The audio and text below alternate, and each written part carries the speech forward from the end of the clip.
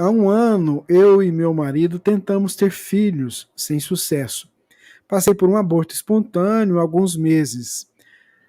Antes mesmo de tentarmos, já cogitávamos a possibilidade da adoção. Sempre foi algo que falamos muito desde o início do nosso namoro. Porém, uma irmã médica fala muito que isso é uma grande loucura no mundo de hoje, já que normalmente essas crianças vieram de gestações repletas de vícios e deficiências na alimentação por parte da gestante. Ouviriam, né? Como funciona nesse caso? Prevalece a genética ou o espiritual? É possível nascer uma criança sem tendência ao vício, doenças psiquiátricas e etc., mesmo tendo passado por uma gestação desse tipo? A espiritualidade é capaz de assegurar a saúde daquele ser, mesmo nessa situação? É com você, Jorge. Se verdadeiramente os problemas de desajuste fossem decorrentes desse processo, todos os filhos de ricos seriam plenamente ajustados e sem nenhum tipo de conflito, uma vez que eles têm uma alimentação muito boa, eles possuem um lar com todos os recursos, mas não é o que se observa na prática. Existe uma quantidade imensa de jovens em uma condição social bastante favorável e que são pessoas desajustadas. Porque, na verdade, o problema não está no físico, o problema está na alma, está no espírito, está no indivíduo, e não no corpo que esse indivíduo usa. Crianças que vêm de fenômenos de adoção, é possível, sim, que elas sejam fruto de um relacionamento que tenha pessoas com drogadição, que venham de pais alcoólatras, coisas semelhantes.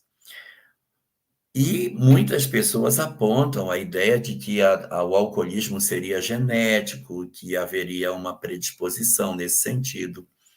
E aqui é importante dizer que tem muitos pais que são alcoólatras e seus filhos não são. Seus filhos não são. Biologia não é ciência exata. Biologia não é ciência exata. Não é porque o pai tem um desvio de conduta, obrigatoriamente seus filhos terão que ter. Como também não é porque seus pais são virtuosos, os filhos hão de ser. Existem muitos pais virtuosos com filhos medíocres e vice-versa. Então, a situação da adoção, ela se reverte de um outro aspecto que é muito importante, que não é necessariamente o aspecto puramente biológico, genético, mas é o aspecto emocional. Crianças que experimentam o processo de adoção, elas trazem, com muita frequência, a sensação do abandono. Aí sim, a sensação do desamor, a ideia do por que que não me quiseram, por que que eu fui doado, por que que ela não me quis. E isso precisa ser trabalhado para que essas crianças cresçam com a certeza de que são amados. Vai exigir dos pais um esforço maior para que eles consigam preencher uma taça que parece que nunca enche, a taça da certeza de que alguém me ama.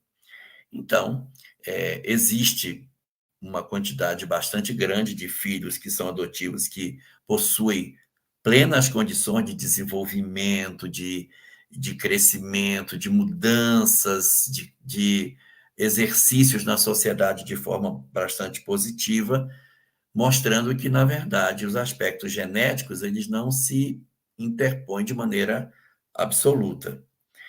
Mas a gente também percebe que as emoções, aí sim, as emoções daqueles que passaram pela experiência da adoção têm uma certa frequência de sentimento de desamor. O que pode ser trabalhado, às vezes desenvolve uma depressão, às vezes desenvolve uma carência, uma dificuldade de se desenvolver emocionalmente. Mas isso não é uma característica que você possa dizer, todos os filhos obrigatoriamente vão passar por isso. Mas, em síntese, o fator genético é o de menor influência. O fator psicológico, ele tem uma prevalência maior do que os aspectos puramente biológicos, genéticos. Os aspectos que dizem respeito à sensação de eu não me sentir integrado no meu grupo familiar, pelo fato de que a cor da minha pele é diferente, as minhas feições não conferem com a dos meus pais. Isso, às vezes, é um fator que pode desencadear alguma coisa dessa ordem.